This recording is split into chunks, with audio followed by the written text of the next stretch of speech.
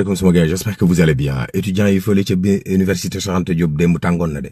ak takk der yi waaw docteur Abdourahmane Diouf xëy na dina def dara président de la république Bassirou Diomaye Diakhar Faye ak El Malick Ndiaye ak waa secteur transport ñoo defub lël fi mu ne nii ngir waxtaanee dem big dikk bi ci biir réew mi xool nu ñuy beesalaatee parc automobile bi yenn xeeti transport yu ees yeeg yooyu daal ndax dina baaxam du baax li ci des daal mooy dañ ko def ab semaine xool la cay tukkee. Fleuve Sénégal am na ñuy jàngat te ni boo sàgganoon ndox mi mën naa wala ngaan ba dugg Ndar waaye probabilité rek leerul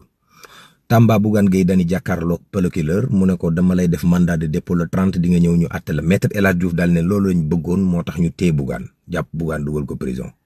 waa ànd sàmm sa kàddu daal ne ñu ngi exiger libération Bougane nu mu gën a gaawee te duñ ci négocier Barthélémy Diaz ca buntu tribunalu Tamba ba ca la nekkoon doon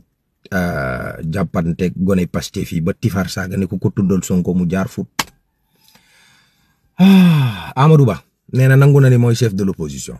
moom Amadou Ba teg ci dal ne musta luubal alali réew mi musta falsifier document te it alal jiñ koy tuumaal moom am ko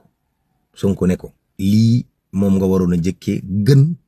nga yebal ay nit ñuy wax ci sa place ndeem nangu ngaa wax nag kaay ma may la débat public boo xam ne da ngay wane ne nit ku set nga lancé ko défi pare guñ Thierno Alassane Sall daal ne moom bëgg na défi bi Jean-Michel Sène daal ne ko man maa bëgg a débat ak yow Thierno Alassane ndax comme mbiri ASER nee nga dafa am scandale